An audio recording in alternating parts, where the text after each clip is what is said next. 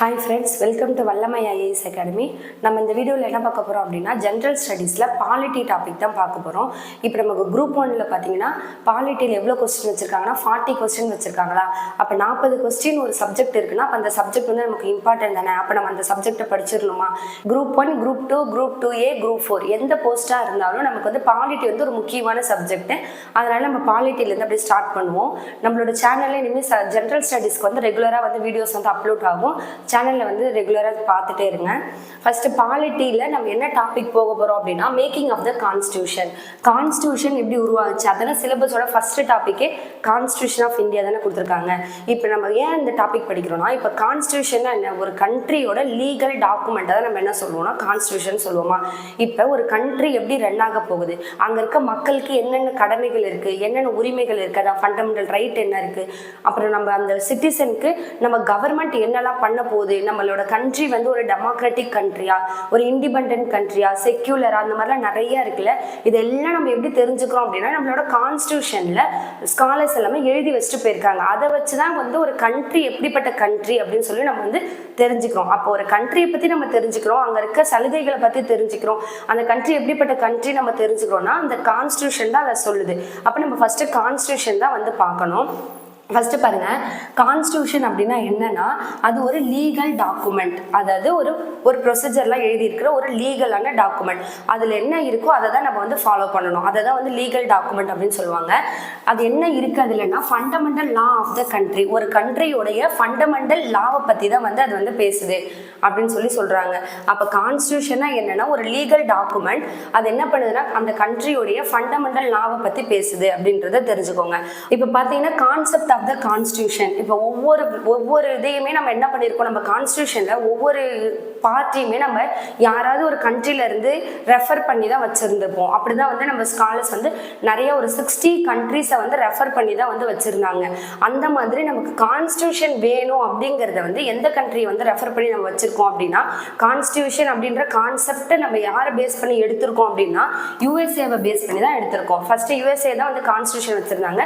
அவங்கள பார்த்து தான் நம்ம என்ன பண்ணோம்னா நமக்குன்னு ஒரு கான்ஸ்டியூஷன் வேணும், நம்மளுக்குன்னு ஒரு டாக்குமெண்ட் வேணும் அப்படின்னு சொல்லிட்டு யூஎஸ்ஏ பேஸ் பண்ணி தான் வந்து நம்ம என்ன எடுத்திருக்கோம்னா இந்த கான்ஸ்டியூஷன் அப்படிங்கிற பேசிக் வந்து எடுத்திருக்கோம் அப்படின்னு சொல்றாங்க. அடுத்து பாருங்க, கான்ஸ்டியூஷன் எதுக்காக. இப்போ கான்ஸ்டியூஷன் இல்லாமலே நம்ம ஒரு கண்ட்ரியை கவர்ன் பண்ண முடியாதா அப்படின்னா எதுக்கு கான்ஸ்டியூஷனுடைய இம்பார்ட்டன்ஸ் என்ன அப்படின்னா இப்போ கான்ஸ்டியூஷன் இப்போ நம்மள மாதிரி ஒரு டெமோக்ராட்டிக் கண்ட்ரி, மக்களாட்சி இருக்கிற ஒரு கண்ட்ரியில மக்கள் எப்படி வழிநடத்தணும், அவங்களுக்கு என்னென்னலாம் பாலிசிஸ் போடணும், எப்படிலாம் நம்ம அவங்களுக்கு வந்து ஸ்கீம்ஸ் கொடுக்கணும் அப்படின்ற ஒரு லீகல் தானே.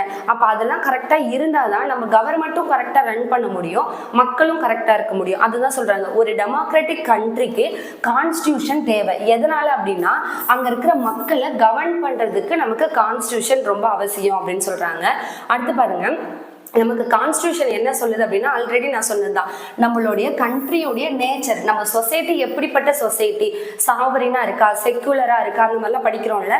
அந்த மாதிரி நம்ம சொசைட்டி எப்படிப்பட்ட சொசைட்டி, இப்போ இந்தியானா எப்படி அப்படின்றத சொல்ற ஒரு ஃபண்டமெண்டல் நேச்சரை சொல்ற ஒரு டாக்குமெண்ட் தான் நமக்கு கான்ஸ்டியூஷன். அப்போ அது நமக்கு தேவை அப்படின்னு சொல்லி சொல்றாங்க. இப்போ நம்மளோட வீடியோ பார்த்தீங்கன்னா ப்ரிலிம்ஸ்க்கும் யூஸ் ஆகும், மெயின்ஸ்க்கும் யூஸ் ஆகும். இப்போ இதில் நீங்கள் ஃபேக்சுவலாக பார்த்தீங்க அப்படின்னா ப்ரிலிம்ஸ்க்கு நீங்கள் யூஸ் பண்ணிக்கலாம். இல்லை மேம் எனக்கு மெயின்ஸ்க்கு வேணும் அப்படின்னா அதுக்கேற்ற மாதிரி தான் நோட்ஸும் ப்ரிப்பேர் பண்ணி கொடுத்துருக்கோம். இதில் இருக்க பாயிண்ட்ஸ் எல்லாம் நீங்கள் படித்து அப்படியே நீங்கள் வந்து மெயின்ஸ்க்கும் இதை நீங்கள் வந்து யூஸ் பண்ணிக்கலாம். அடுத்து பாருங்க, demand of constitution assembly. Constitution assembly வேணும் அப்படின்னு முடிவு பண்ணோமா அதுக்கு சில பேர் முன்னாடியே டிமாண்ட் வச்சிருப்பாங்க. யார் யார் என்னென்ன சொன்னாங்க அப்படின்னு கான்ஸ்டியூஷன் அசம்பிளி வச்சிருக்காங்க. அப்போ யாரோ ஒருத்தவங்க எனக்கு அது வேணும்னு கேட்கறதுனால தானே வந்து வச்சிருக்காங்க. ஏன்னா நம்ம பிரிட்டிஷ் தானே நம்ம வந்து ரூல் பண்ணிட்டு இருந்தாங்க. அப்போ அவங்க கிட்ட நம்ம நிறைய பேர் டிமாண்ட் வைக்க தான் அப்போ நமக்கு கான்ஸ்டியூஷன் அசம்பிளி அப்படின்னு சொல்லி ஒன்று உருவாக்கியிருக்காங்க. அப்போ யாரெல்லாம் டிமாண்ட் வச்சாங்க அப்படின்னு சொல்லி பார்க்கலாம். ஃபர்ஸ்ட் பாருங்க, 1934 எம்என் ராய் அப்படிங்கிறவங்க தான் 1934 ஃபர்ஸ்ட் கான்ஸ்டியூஷன் அசம்பிளி ஒன்று வேணும் அப்படின்னு சொல்லி டிமாண்ட் வச்சது. அப்போ ஃபர்ஸ்ட் கான்ஸ்டியூஷன் அசம்பிளி வேணுன்ற டிமாண்ட் யாருக்கு வச்சாங்க அப்படின்னு உங்களுக்கு ஒரு கொஸ்டின் கேட்டாங்கன்னா எம்என் ராய். எப்போ அப்படின்னு கேட்டாங்கன்னா 1934 வந்து சொல்லியிருக்காரு.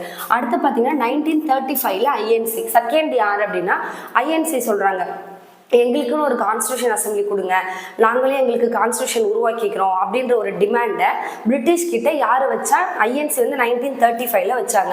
அடுத்து பார்த்தீங்கன்னா 1938 ஜவஹர்லால் நேரு ஜவஹர்லால் நேரு என்ன பண்ணியிருக்காருன்னா டிமாண்ட் வச்சிருக்காரு. ஃபர்ஸ்ட் 35ல ஐஎன்சி, அப்புறம் 38ல பார்த்தீங்கன்னா ஜவஹர்லால் நேரு வந்து ஒரு டிமாண்ட் வச்சிருக்காரு. என்ன வச்சிருக்காருன்னா எங்களுக்கு வந்து ஒரு இண்டிபெண்ட் கான்ஸ்டியூஷன் அசம்பிளி வேணும். அது மட்டும் இல்லாமல் எப்படி அதை நாங்கள் தேர்ந்தெடுக்கணும் அப்படின்னா அடல்ட் பிரான்சிஸ் மூலமா நாங்கள் வந்து ஒரு கான்ஸ்டியூஷன் அசம்பிளி வந்து தேர்ந்தெடுக்கணும் அப்படின்னு சொல்லிட்டு 1938ல் ஜவஹர்லால் நேரு வந்து சொல்லியிருக்காங்க. 1938ல் ஜவஹர்லால் நேரு என்ன சொல்லியிருக்காங்க அப்படின்னா ஒரு இண்டிபெண்டான ஒரு கான்ஸ்டியூஷன் எங்களுக்காக ஒரு கான்ஸ்டியூஷன் அசம்பிளி உருவாக்கி கொடுங்க. அந்த கான்ஸ்டியூஷன் அசம்பிளி மெம்பர்ஸை நீங்கள் எப்படி எடுக்கணும் அப்படின்னா அடல்ட் பிரான்சிஸ் மூலமா எடுக்கணும் அப்படின்னு சொல்லி யார் சொன்னாங்கன்னு கேட்பாங்க. இது ரொம்ப முக்கியம். அடல்ட் பிரான்சிஸ் அப்படிங்கிற வேர்டு யார் சொன்னாங்க அப்படின்னு கேட்டால் ஜவஹர்லால் நேரு தான் வந்து கான்ஸ்டியூஷன் அசம்பிளிக்கு சொல்லியிருக்காரு. அடுத்து பார்த்தீங்கன்னா 1940. இப்போ இந்த மாதிரி நம்மளோட லீடர்ஸ்லாம் வந்து ஒவ்வொரு டிமாண்ட் வைக்க 1940ல் பிரிட்டிஷ் என்ன பண்ணுறாங்க, ஃபஸ்ட்டு சரி ஓகே உங்களுக்காக நாங்கள் வந்து ஆஃபர் பண்ணுறோம், சரி நீங்கள் கான்ஸ்டியூஷன் அசம்பிளி வைக்கலாம் அப்படின்ற ஃபஸ்ட்டு ப்ரப்போசல் எப்போ வருது அப்படின்னா ஆகஸ்ட் ஆஃபர். ஃபஸ்ட்டு பிரிட்டிஷ் சைட்லேருந்து நமக்கு வந்த ப்ரப்போசல் என்ன அப்படின்னா ஆகஸ்ட் ஆஃபர் தான். அப்போ தான் வந்து பிரிட்டிஷ் என்ன சொல்கிறாங்கன்னா சரி இவ்வளோ டிமாண்ட் வைக்க அவங்களுக்கு நெருக்கடி கொடுக்கறதுனால அவங்க என்ன பண்ணுறாங்க அப்படின்னா சரி ஓகே நீங்கள் வந்து ஒரு கான்ஸ்டியூஷன் அசம்பிளி வச்சுக்கலாம், நாங்கள் 2 பேரும் சேர்ந்து ஒரு கான்ஸ்டியூஷன் அசம்பிளி வந்து உருவாக்குவோம், ஆனால் எப்பன்னு சொல்லலை, எந்த ஒரு பீரியடும் சொல்லாமல் பொதுவாக உங்களுக்கு பண்ணித்தரோம் அப்படின்ட்டு சொல்லிடுறாங்க. அடுத்து பார்த்தீங்கன்னா 1942ல் கிரிப்ஸ் மிஷன். ஏன் வந்து 1940ல் அவங்க நமக்கு சொல்கிறாங்க அப்படின்னா World War II நடக்கும். 39ல் ஸ்டார்ட் ஆகுமா, 1939லேருந்து 45 வரைக்கும் நமக்கு என்ன World War II நடக்குமா. அப்போ அவங்களுக்கு நம்மளோட ஹெல்ப் தேவை. அதனால என்ன பண்ணுறாங்கன்னா உங்களுக்கு பண்ணித்தரோம், ஏன்னா நம்ம மெம்பர்ஸ் யாருமே போய் அதில் கலந்துக்க மாட்டாங்க, அதனால உங்களுக்கு நாங்கள் பண்ணித்தரோம் அப்படின்னு சொல்லிட்டு அவங்களுக்கு நம்மளோட ஹெல்ப் வேணுன்றதுனால ஆகஸ்ட் ஆஃபர்னு சொல்லி ஒன்று கொடுக்குறாங்க. நம்ம யாருமே அதை ஏற்றுக்கல. அடுத்து பார்த்தீங்கன்னா 1942 இங்கே பார்த்தீங்கன்னா அவங்க வந்து அந்த வாரோட கிட்ட வந்துட்டாங்க 42ல். அப்போ இந்தியர்ஸோட மெம்பர்ஸோட சப்போர்ட் வேணுன்றதுனால அப்போ என்ன பண்ணுறாங்கன்னா கிரிப்ஸ் ப்ரப்போசல் அப்படின்னு சொல்லிட்டு ஒன்று கொடுக்குறாங்க. இதில் என்ன சொல்லுவாங்க அப்படின்னா உங்களுக்கு டொமினியன் ஸ்டேட்டஸ் நீங்க வச்சுக்கலாம். ஆகஸ்ட் ஆஃபர்ல டொமினியன் ஸ்டேட்டஸ் கொடுத்துட்றாங்களா. அடுத்து பார்த்தீங்கன்னா கிரிப்ஸ் ப்ரப்போசல் என்ன சொல்றாங்கன்னா நீங்க கான்ஸ்டியூஷன் அசம்பிளி உருவாக்கிக்கலாம், ஆனா எப்பன்னா after World War II. World War II முடிஞ்சதுக்கு அப்புறமா உங்களுக்கு என்ன தரோம் அப்படின்னா கான்ஸ்டியூஷன் அசம்பிளி உருவாக்கி தரோம். இங்கே ஆகஸ்ட் ஆஃபர் என்ன சொல்லியிருப்பாங்கன்னா 2 பேரும் சேர்ந்து பண்ணிக்கலாம் அப்படின்னு சொல்லியிருப்பாங்க. இங்கே என்ன சொல்லியிருப்பாங்கன்னா World War IIக்கு அப்புறம் நீங்களே உங்களுக்கான கான்ஸ்டியூஷன் அசம்பிளியை உருவாக்கிக்கோங்க அப்படின்னு சொல்லியிருப்பாங்க. இது நமக்கு எக்ஸ்ட்ரா ஒரு பெனிஃபிட். அவங்க உள்ள வராமல் நீங்கள் நான் உங்களுக்கு அவுட்லைன் மாதிரி போட்டு கொடுத்துட்றோம், நீங்கள் என்ன பண்ணுங்க உங்களுக்கு என்ன தேவையோ அதை நீங்களே உருவாக்கிக்கோங்கன்னு சொல்கிறாங்க. ஆனால் அதுக்கும் டேட் நமக்கு சொல்லலை. ஆஃப்டர் World War II மட்டும் தான் சொல்லியிருக்காங்க. World War II முடியட்டும் அப்புறம் பண்ணிக்கலாம் அப்படின்ட்டு. World War II எப்போ முடியுது, நம்ம எப்போ கான்ஸ்டியூஷன் அசம்பிளி உருவாக்குறது அப்படின்னு சொல்லிட்டு நம்மளோட லீடர்ஸ் காந்தி என்ன பண்ணியிருப்பாருன்னா கிரிப்ஸ் ப்ரப்போசலை போஸ்ட் டேட்டட் செக் ஒன்றுமே இல்லை வேஸ்ட் அப்படிங்கிற மாதிரி சொல்லியிருப்பாரு. இப்போ ஒவ்வொரு ப்ரப்போசலையும் நீங்கள் வந்து INMல நல்லா டீட்டெயில்டாக பார்க்கலாம். இப்போ வந்து என்னன்னு மட்டும் தெரிஞ்சுக்கலாம். அடுத்து பார்த்தீங்கன்னா இப்போ இதுவும் வந்து ஃபெயிலியர். அப்புறம் என்ன ஆகுது அப்படின்னா 1946ல் கேபினெட் மிஷன் பிளான் அப்படின்னு சொல்லிட்டு ஒரு பிளான் வந்து கொடுக்குறாங்க. இது வந்து என்னன்னா அதுக்கப்புறம் ஒவ்வொருத்தவங்க பேசி அப்புறம் பிரிட்டிஷ் ஒன்று பேசி 2 பேரும் பேசி என்ன பண்ணுறாங்கன்னா 1946ல் கேபினெட் மிஷன் பிளான் அப்படின்னு சொல்லிட்டு ஒரு பிளான் வந்து கொடுக்குறாங்க. இதில் என்ன சொல்கிறாங்கன்னா உங்களுக்கு கான்ஸ்டியூஷன் அசம்பிளி நாங்கள் உருவாக்கி தரோம் அப்படின்னு சொல்லி ஃபைனலாக இதுதான் வந்து கான்ஸ்டியூஷன் அசம்பிளி நமக்கு வர்றதுக்கான பேஸ் என்ன அப்படின்னா ஃபைனலாக யாரோடைய பிளான் படி நமக்கு கான்ஸ்டியூஷன் அசம்பிளி வந்துச்சு அப்படின்னு அடிக்கடி குரூப் 1ல் 2ல் எல்லாத்துலேயுமே கேட்குற கொஸ்டின் என்னன்னா கான்ஸ்டியூஷன் அசம்பிளி நம்ம யாரோட பிளானில் வந்துச்சு அப்படின்னா கேபினெட் மிஷன் பிளானில் தான் நமக்கு கான்ஸ்டியூஷன் அசம்பிளி வந்துச்சு அப்படின்னு சொல்லணும். இப்போ இந்த கேபினெட் மிஷனை பற்றி லைட்டாக பார்க்கலாம். கேபினெட் மிஷன் பார்த்தீங்கன்னா ஒரு 3 மெம்பர் கமிட்டி, 3 மெம்பர் சேர்ந்து ஒரு பிளான் தான் வந்து கேபினெட் மிஷன் பிளான். அந்த 3 மெம்பர் யாரு அப்படின்னா பெத்திக் லாரன்ஸ், அடுத்து பார்த்தீங்கன்னா ஏவி அலெக்சாண்டர், அடுத்து பார்த்தீங்கன்னா எப்பயும் போல இங்கே கிரிப்ஸ் வந்தார்ல அந்த கிரிப்ஸ் இதுலேயும் இருப்பார். இந்த கிரிப்ஸ் ப்ரப்போசல் வரும்போது கிரிப்ஸ் தான் ஹெட். அதுவே கேபினெட் மிஷன் பிளான்ல யார் ஹெட் அப்படின்னு கேட்டிங்கன்னா பெத்திக் லாரன்ஸ் தான் வந்து ஹெட். இதுவும் வந்து உங்களுக்கு தெரியணும், இதுவும் இம்பார்ட்டன்ட். கேபினெட் மிஷன் பிளானோட ஹெட் யாருன்னா கிரிப்ஸ்ன்னு நம்ம நினச்சிப்போம். யார் அப்படின்னா பெத்திக் லாரன்ஸ் தான் வந்து ஹெட். இந்த 3 பேர் சேர்ந்து ஒரு குழு தான் என்னன்னா கேபினெட் மிஷன் பிளான். இவங்க 3 பேர் வந்து தான் என்ன சொல்றாங்கன்னா ஒரு பிளான் பண்ணி கொடுக்குறாங்க, இந்த மாதிரி கான்ஸ்டிடியூஷன் அசம்பிளி வச்சுக்கலாம் அப்படின்னு சொல்லிட்டு அவங்களோட பிளான் படி தான் நம்ம வந்து பண்றோம். இவங்க எப்போ வந்தாங்க அப்படின்னா இந்தியாவுக்கு மார்ச் மந்த் வந்தாங்க. அவங்க ரிப்போர்ட் எப்போ சப்மிட் பண்ணாங்கன்னா மே மந்த் வந்து ரிப்போர்ட்டை சப்மிட் பண்ணாங்க. இது மட்டும் பார்த்துக்கோங்க. இதை பற்றி டீட்டெயிலாக நம்ம INM-ல படிச்சுக்கலாம்.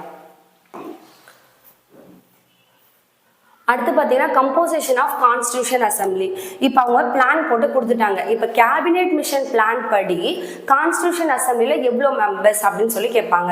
இப்போ அவங்க போட்டு ஒரு பிளான் கொடுத்துருக்காங்க, இவ்வளோல இந்தோடைய மாகாணத்துலேருந்து இவ்வளோ பேர் வாங்க, பிரின்ஸ்லி ஸ்டேட்லேருந்து இவ்வளோ பேர் வாங்க அப்படின்னு சொல்லி அவங்க போட்ட பிளான் படி நமக்கு கான்ஸ்டிடியூஷன் அசம்பிளி எப்போ ஃபார்ம் பண்ணுறாங்க அப்படின்னா நவம்பர் 1946 வந்து ஸ்டார்ட் பண்ணுறாங்க. அப்படி இருக்கும்போது அதை உருவாக்கும் போது எவ்வளோ மெம்பர்ஸ் இருந்தாங்க அப்படின்னு கேட்பாங்க. 389 389 மெம்பர்ஸ் வந்து கான்ஸ்டிடியூஷன் அசம்பிளி கேபினெட் மிஷன், நல்லா நீங்க நோட் பண்ணணும், கேபினெட் மிஷன் பிளான் படி கான்ஸ்டிடியூஷன் அசம்பிளி உருவாக்கும் போது எவ்வளோ மெம்பர்ஸ் அப்படின்னா 389 மெம்பர்ஸ் அப்படின்னு சொல்லணும். இப்போ இந்த 389 மெம்பர்ஸை பிரிக்கிறாங்க. பிரிச்சா எப்படி பிரிக்கிறாங்க அப்படின்னா 389 மெம்பர்ஸ் சொல்லிட்டோமா. இப்போ இது நம்ம 296 93 அப்படின்னு பிரிக்கிறாங்க. இதுல 93 யாரு அப்படின்னா பிரின்ஸ்லி ஸ்டேட் அப்படின்னு சொல்றாங்க. இப்போ பிரின்ஸ்லி ஸ்டேட் அப்படின்னா என்னன்னா சுதேச மாகாணம்னு சொல்லுவாங்க.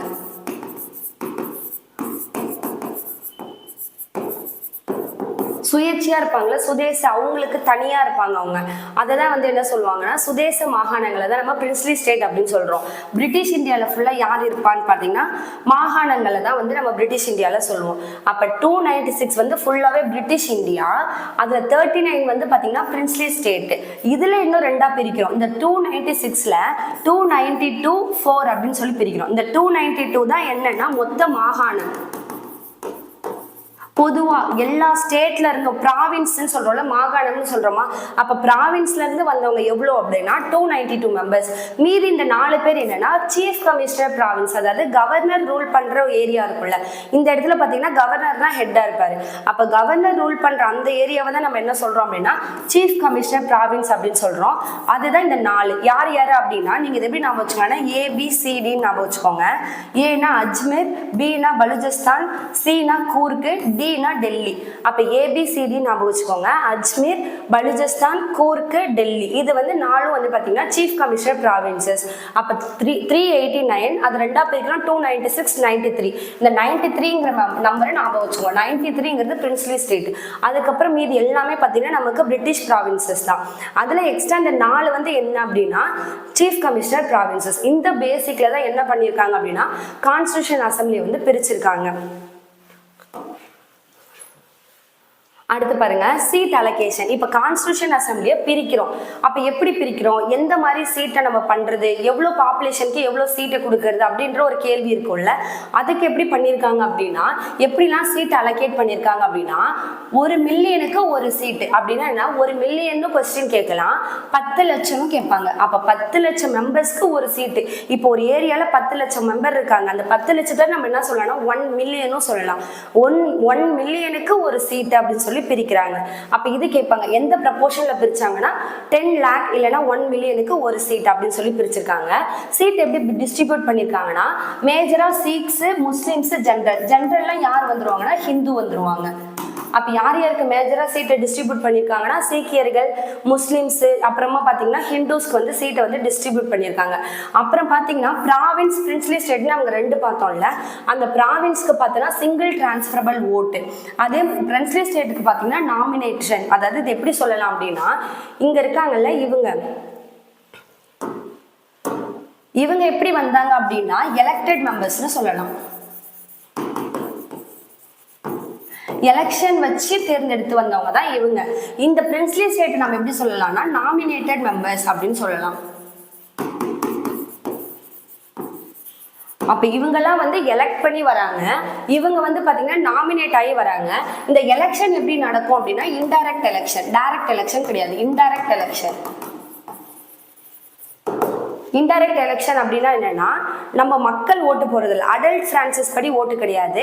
நம்ம தேர்ந்தெடுக்கிற எம்எல்ஏ போயிட்டு ஓட்டு போடுறாங்கல்ல, அந்த எம்எல்ஏ மூலியமா வராங்கல்ல, அவங்கள தான் நம்ம என்ன சொல்லுவோம் அப்படின்னா இன்டைரக்ட் எலெக்ஷன். அதுக்கு இன்னொரு பேரு proportional representation with single transferable vote அப்படின்னு சொல்லுவோம். இப்போ நீங்க இதுல இருந்து என்ன தெரிஞ்சுக்கணும்னா, மாகாணங்கள்ல இருந்து பிரிட்டிஷ் இந்தியால இருந்து வந்தவங்க எலெக்ட் ஆகி வந்தாங்க, இவங்க பிரின்ஸ்லி ஸ்டேட்ல இருந்து வந்தவங்க நாமினேட் ஆகி வந்தாங்க. அப்ப நமக்கு கான்ஸ்டிடியூஷன் அசம்பிளி பாத்தீங்கன்னா பார்ட்லி ரெண்டா பெரியங்களா, பார்ட்லி எலெக்டட் பார்ட்லி நாமினேட்டட்னு சொல்லலாமா, இதுதான் சொல்லுவாங்க. அப்ப கான்ஸ்டிடியூஷன் அசம்பிளி எலெக்டடான்னு கேட்பாங்க, இல்ல நாமினேட்டடான்னு கேட்பாங்க. நீங்க எப்படி சொல்லணும்னா பார்ட்லி எலெக்டட் பார்ட்லி நாமினேட்டட் அப்படின்னு சொல்லணும். எலெக்ஷன் எப்படி வச்சாங்க அப்படின்னா இன்டைரக்ட் எலெக்ஷன் வச்சாங்க. அதுதான் இங்க தனியா எடுத்து கொடுத்துருக்கோம். அடுத்து பார்த்தீங்கன்னா இப்போ கான்ஸ்டியூஷன் அசம்பிளி இப்போ நம்ம என்ன பார்த்தோம், பார்ட்லி எலெக்டட் பார்ட்லி நாமினேட்டட்னு பார்த்தோமா. இப்போ நாமினேஷன் அப்படி வச்சுருங்க, எலெக்டட் ஆகி வராங்கன்னு சொல்கிறோம்ல. அப்போ எலெக்ட் ஆகி வரணும்னா அப்போ எலெக்ஷன் நடந்துருக்கணும்ல. நமக்கு நவம்பரில் தான் கான்ஸ்டியூஷன் அசம்பிளி உருவாக்கியிருக்காங்க. அதில் வர மெம்பர்ஸ் இவ்வளோ இருக்கணும், இந்த ப்ரொபோஷனில் இருக்கணும், இப்படி இருக்கணும்னு சொல்லிட்டு பிளான் போட்டு நமக்கு கேபினெட் மிஷன் கொடுத்துட்டாங்க. இப்போ அவங்க போட்ட பிளான் படி நம்ம எலெக்ட் பண்ணி எடுக்கணும்னா அப்போ நம்ம எலெக்ஷன் கண்டக்ட் பண்ணணும்ல. அப்படி தான் வந்து நமக்கு ஜென்ரல் எலெக்ஷன் கண்டக்ட் பண்ணுறாங்க. ஏன் இன்டைரக்ட் எலெக்ஷன்ல மெம்பர்ஸை உள்ள எடுக்கணும். அந்த 389ல 296 மெம்பர் நம்ம வந்து எலெக்ஷன் வச்சு எடுக்கிறோம்ல, அந்த 296 மெம்பர்ஸை எப்படி எடுக்கிறாங்க அப்படின்னா இப்படிதான் எடுக்கிறாங்க. ஜூலை ஆகஸ்ட்ல நமக்கு எலெக்ஷன் 1946ல ஜூலை ஆகஸ்ட் இந்த பீரியட்ல எலெக்ஷன் நடத்துறாங்க. அதுல எலெக்ட் ஆகிற மெம்பர்ஸை தான் கடைசியா கான்ஸ்டியூஷன் அசம்பிளியில் எடுத்துட்டு போய் உள்ள உட்கார வைக்கிறாங்க. புரியுதா இப்போ உங்களுக்கு? அப்ப எலெக்ஷன் எப்ப நடந்தது? July August. இந்த டேட் எல்லாமே பார்த்துக்கோங்க. ஜூலை டு ஆகஸ்ட் 1946ல எலெக்ஷன் நடந்துச்சு. சீட் எப்படி அலகேட் ஆகி வந்துச்சு அப்படின்னா ஐஎன்சியில் பார்த்தீங்கன்னா 208 சீட்டு, முஸ்லீம் லீக்ல பார்த்தீங்கன்னா 73 சீட்டு, இண்டிபெண்டன்ட் பார்த்தீங்கன்னா 15. இப்போ இதெல்லாமே ஆட் பண்ணி பாருங்க. 208 73 15 இது ஆட் பண்ண என்ன வருது? 296 வருதா? அப்ப நம்ம அங்க பார்த்தோம்ல 389ல 296 செலக்ட் ஆகி வராங்கன்னு, அந்த 296 தான் இது. எப்படி பிரிச்சிருக்காங்கன்னா ஐஎன்சில 208, முஸ்லீம் லீக்ல 73, இண்டிபெண்டன்ட் மெம்பர் வந்து 15. அப்புறம் நம்ம எப்பயும் போல பிரின்ஸ்லி ஸ்டேட்ல அந்த 93 பேர் இருந்தாங்கல்ல, அந்த 93 பேர். இப்படிதான் வந்து நமக்கு ஜெனரல் எலெக்ஷன்ல சீட்டை பிரிச்சிருக்காங்க. இப்ப ஐஎன்சில எவ்வளோன்னு கேட்டா நீங்க சொல்லணும், முஸ்லீம் லீக்ல சொல்லணும் 73 மெம்பர்ஸ் முஸ்லீம் லீக்ல இருந்து எடுத்தாங்க அப்படின்னு சொல்லணும். இண்டிபெண்டா இருந்தவங்க எத்தனை பேர் அப்படின்னா 15 பேர். இந்த வயசுல தான் நமக்கு எலெக்ஷன் வச்சு அதில் எலெக்ஷனில் வின் பண்ணதை வச்சு நமக்கு அங்கே 389 மெம்பர்ஸ் வந்து எடுத்திருக்காங்க. அடுத்து பார்த்தீங்கன்னா இப்போ இந்த கான்ஸ்டியூஷன் அசம்பிளியில் டோட்டலாக எவ்வளோ பார்த்தோம்?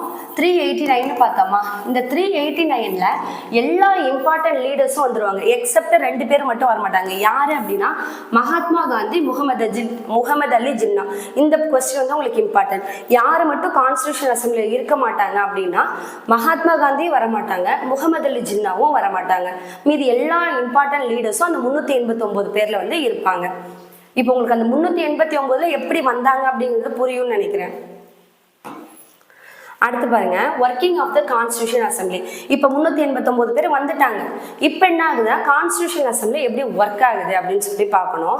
இப்போ கான்ஸ்டியூஷன் அசம்பிளி எப்படி ஒர்க் ஆகுது அப்படின்னா ஃபர்ஸ்ட் மீட்டிங் எப்போ அப்படின்னா 9th டிசம்பர் 1946. இப்போ நவம்பர்ல கான்ஸ்டியூஷன் அசம்பிளி உருவாக்கிட்டாங்களா, அடுத்த மாசமே டிசம்பர் மாசமே கான்ஸ்டியூஷன் அசம்பிளியோடைய ஃபர்ஸ்ட் மீட்டிங் கண்டக்ட் பண்றாங்க.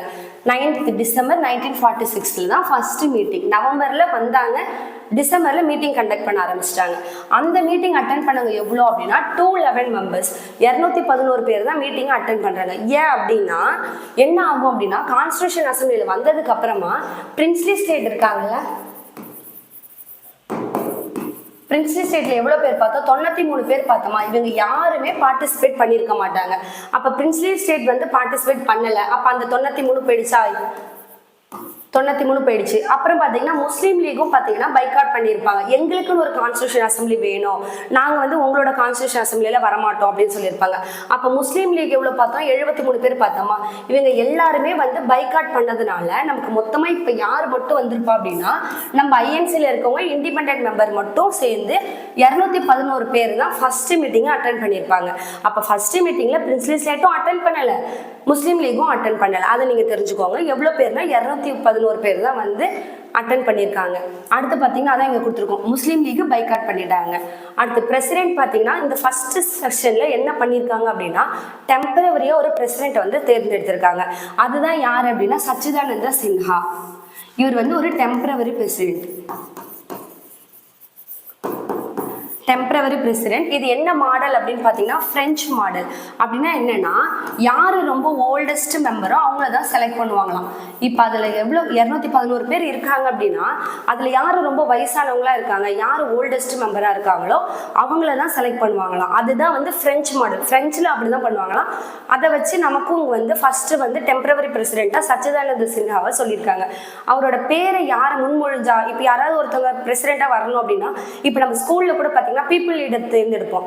யாராவது ஒருத்தவங்க முன்மொழியணும், யாராவது வழிமொழியணும், யாராவது அவங்க பேரை வந்து ப்ரப்போஸ் பண்ணணும்ல, அந்த மாதிரி சச்சிதானந்த சின்ஹாவோட பேரை யார் ப்ரப்போஸ் பண்ணா அப்படின்னு சொல்லி கொஸ்டின் கேட்பாங்க.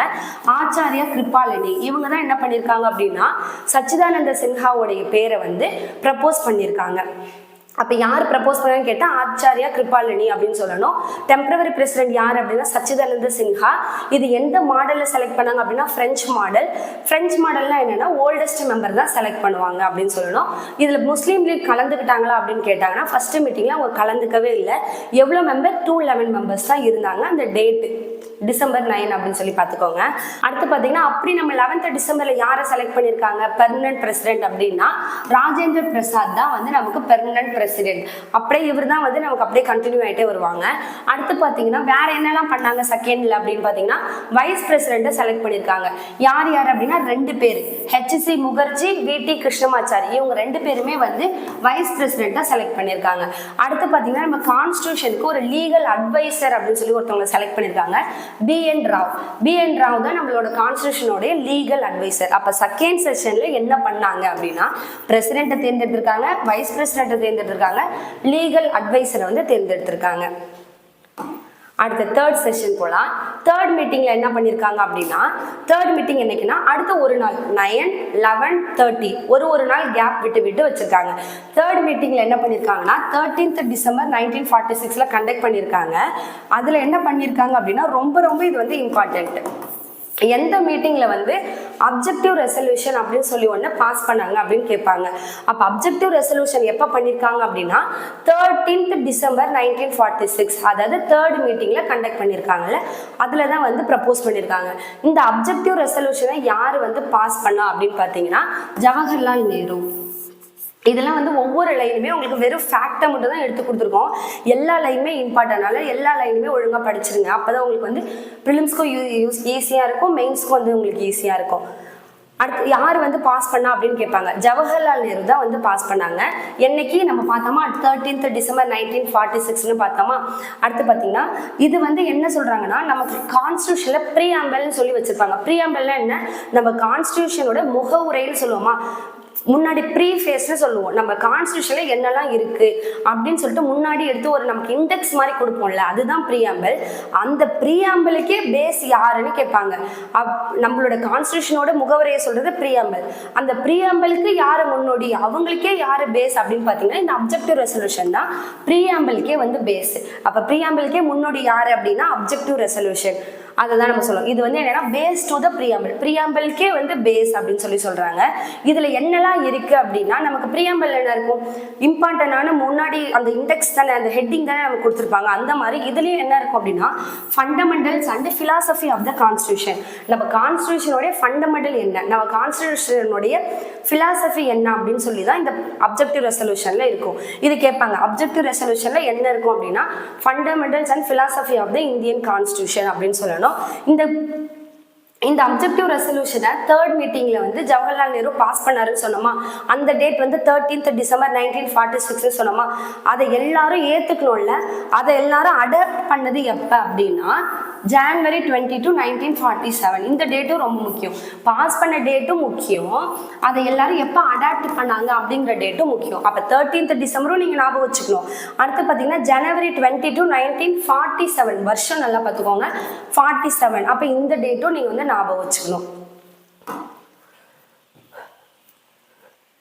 இப்போ நம்ம பார்த்தோம்ல அப்ஜெக்டிவ் ரெசல்யூஷன் ஃபர்ஸ்ட் என்ன அப்படின்னு பார்த்துருவோமா. ஃபண்டமெண்டல்ஸ் அண்ட் ஃபிலாசபி இருந்ததுன்னு பார்த்தோம். அப்போ என்னென்ன ஃபண்டமெண்டல் என்னென்ன ஃபிலாசபிலாம் அந்த அப்ஜெக்டிவ் ரெசல்யூஷன்ல இருக்கு அப்படின்னு பார்ப்போம். ஃபர்ஸ்ட் பார்த்தீங்கன்னா இந்தியா வந்து எப்படிப்பட்ட கண்ட்ரி அப்படின்னா ஒரு independent and sovereign republic country அப்படின்னு சொல்றாங்க. ஒரு தனித்துவமா யாரையும் டிபெண்ட் பண்ணி கிடையாது. சாவரின் அப்படின்னா நம்மளோட முடிவை நம்மளே எடுத்துக்கிற மாதிரி ஒரு ரிபப்ளிக். நமக்குன்னு ஒரு எலெக்டட் ஹெட் இருக்குல்ல, எலெக்டட் ஹெட் பிரசிடென்ட் இப்போ இருக்காங்கல்ல, திரௌபதி முர்மு அவங்க தானே பிரசிடென்ட். அப்போ அவங்கள நம்ம தானே எல்லாரும் இன்டைரக்ட் எலெக்ட் பண்ணி செலக்ட் பண்ணியிருக்கோம். மொனார்கியல் ஹெட்டாக இல்லாமல் நமக்கு நம்மளை ரூல் பண்ணுறதுக்காக நம்மளுடைய ஹெட்டாக பிரசிடெண்ட்டை நாமளே எலெக்ட் பண்ணுறோம்ல, அதை தான் என்ன சொல்கிறாங்கன்னா ரிபப்ளிக், எலெக்டட் ஹெட் அப்படின்னு சொல்லுவாங்க. அப்போ இண்டிபெண்டா நம்ம தனித்துவமாக இருக்கிறோம். சாவரின்னா யாரோடைய பேச்சு நம்ம கேட்கல, நம்மளோட முடிவை நம்மளே எடுக்கிறது. ரிபப்ளிக் அப்படின்னா எலெக்டட் ஹெட் வந்து இருக்கிறது. அப்போ இதெல்லாம் வந்து நம்ம கான்ஸ்டியூஷனோடைய ஃபண்டமெண்டல் ஃபிலாசபி அப்படின்னு சொல்லுவோம். இதை மாதிரி சில விஷயங்கள் தான் அப்ஜெக்டிவ் ரெசல்யூஷன்ல இருக்கும். என்னென்னலாம் இருக்கும் அப்படின்றத எடுத்து கொடுத்துருக்கோம், அதை நீங்கள் பாருங்க. அப்படியே பவர் வந்து யார்கிட்ட இருந்து டெரைவ் பண்ணுறோம் அப்படின்னா பீப்புள். இப்போ ஜவஹர்லால் நேரு சொன்ன பாயிண்ட் தான் இந்த பாயிண்ட்லாம். என்னென்ன பாயிண்ட்லாம் சொல்லியிருக்காரு அப்படின்னா இந்த மாதிரி இந்தியா இருக்கணும் அப்படின்னு சொல்லிட்டாரு. அடுத்து என்ன சொல்றாருன்னா பவர் வந்து அதாவது நம்மளுடைய பவர் பொசிஷன் வராங்கல்ல, அந்த பவர் யார்கிட்ட இருந்து சக்தி அந்த உரிமையை வந்து நம்ம யார்கிட்ட இருந்து எடுத்துக்கணும் அப்படின்னா பீப்புள் தான் பவராக இருக்காங்க அப்படின்னு சொல்றாரு. பீப்புள் கிட்ட இருந்து தான் பவர் வந்து டிரைவ் ஆகுது. மக்கள் தான் ஃபர்ஸ்ட் அப்படின்னு இதுக்கு அதான் அர்த்தம். மக்கள் தான் ஃபர்ஸ்ட், அவங்க கிட்ட இருந்து தான் பவர் வந்து டிரைவ் பண்றோம் அப்படின்னு சொல்றாங்க. அடுத்து பார்த்தீங்கன்னா எல்லாருக்கும் ஜஸ்டிஸ் கொடுக்கணும். அந்த ஜஸ்டிஸ்னா என்னது? நீதி. எல்லாருக்கும் நீதி கிடைக்கணும். அந்த நீதி எப்படி இருக்கணும்னா சமூகமா இருக்கணும், சமூக நீதியா இருக்கணும், பொருளாதார நீதியா இருக்கணும்.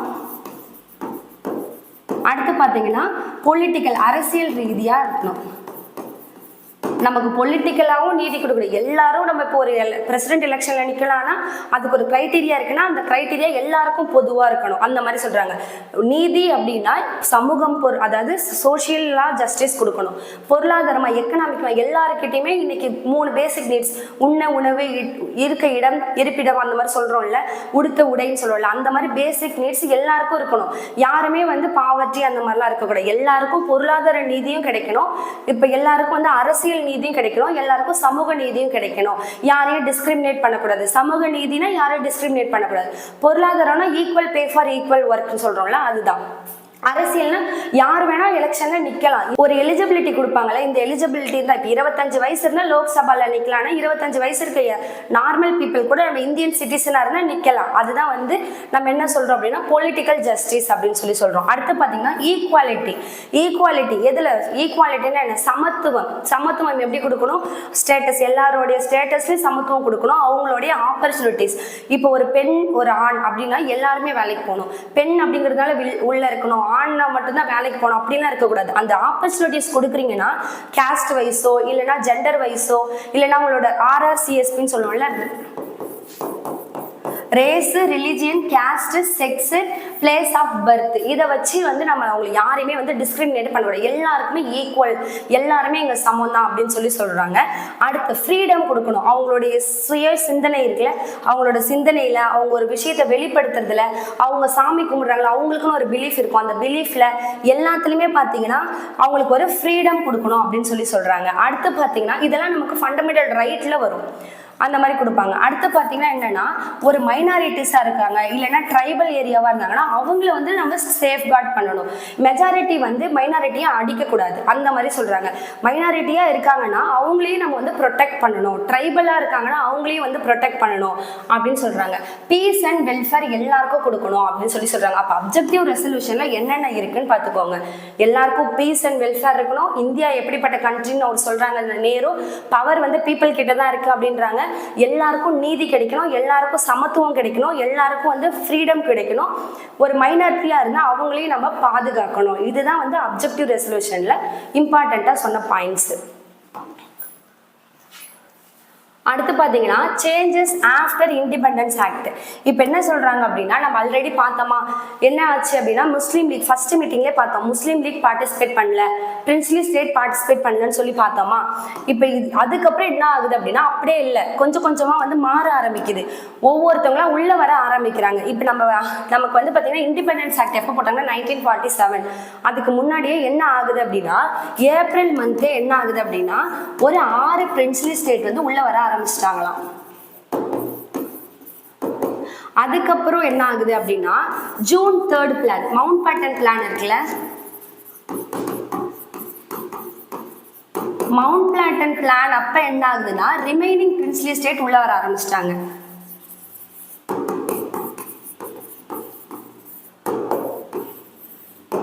ஃபர்ஸ்ட் பார்த்தீங்கன்னா பிரின்ஸ்லி ஸ்டேட் பார்ட்டிசிபேட்டே பண்ணலன்னு சொல்லியிருப்பேன். அதுக்கப்புறம் என்ன ஆகுது அப்படின்னா ஃபர்ஸ்ட் மீட்டிங்கில் 211 மெம்பர்ஸ் மட்டும் தானே பார்ட்டிசிபேட் பண்ணாங்க. அடுத்து என்ன ஆகுதுன்னா ஏப்ரல் மந்த் 1947 ஒரு 6 பிரின்ஸ்லி ஸ்டேட் உள்ள வந்தாங்களாம். அதுக்கப்புறமா மவுண்ட் பேட்டன் பிளான், ஜூன் 3 பிளான்னு சொல்லுவோம்ல, அவர் என்ன சொல்லியிருப்பாரு, இந்தியா பாகிஸ்தானையும் நான் பிரிச்சிடுறேன், பவுண்டரி எல்லாம் பிரித்து சொல்லியிருப்பாங்கல்ல, அந்த மாதிரி உங்களுக்கு தனியாக நாங்கள் சுதந்திரம் கொடுத்துட்றோம், ஆகஸ்ட் 15 கொடுத்துட்றோம், பாகிஸ்தான் வேற இந்தியா வேற அப்படின்னு சொன்னதுக்கு அப்புறமா அப்ப என்ன ஆகுது அப்படின்னா கொஞ்சம் கொஞ்சமா பிரின்ஸ்லி ஸ்டேட் உள்ள வர ஆரம்பிச்சிட்டாங்க. இந்தியாவில் நம்ம இருக்க போறோம்னா அப்ப இந்தியா கூட நம்ம ஒத்துழைக்கணும் அப்படின்றதுனால கொஞ்சம் கொஞ்சமா உள்ள வர ஆரம்பிச்சிட்டாங்களாம். மொத்தம் எவ்வளவு பிரின்ஸ்லி ஸ்டேட் இருந்திருப்பாங்க அப்படின்னா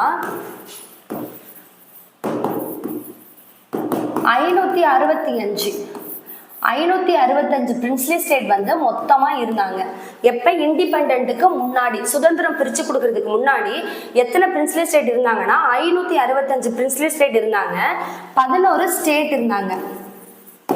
அப்புறம் நமக்கு தெரியும் 4 சீஃப் கமிஷனர் ப்ராவின்ஸ்ன்னு பார்த்தோம்ல, இதுதான் இண்டிபெண்டன்ஸ்க்கு முன்னாடி எப்படி இருந்தாங்க அப்படின்னா 565 பிரின்ஸ்லி ஸ்டேட் இருந்தாங்களாம், 11 மாகாணங்கள் இருந்துச்சாம். அடுத்து பார்த்தீங்கன்னா 4 சீஃப் மினிஸ்டர் ப்ராவின்சஸ் வந்து இருந்துச்சு, இது முன்னாடி. இப்போ இந்த 565 பிரின்ஸ்லி ஸ்டேட்டும் என்ன ஆகுறாங்கன்னா ஒருத்தவங்களா உள்ள வர ஆரம்பிக்கிறாங்க அப்படின்னு சொல்றாங்க. அதுதான் இங்க கொடுத்துருக்காங்க. அப்போ மவுண்ட் பேட்டன் பிளானுக்கு அப்புறம் ஒவ்வொரு பிரின்ஸ்லி ஸ்டேட் உள்ள வர ஆரம்பிச்சிட்டாங்க.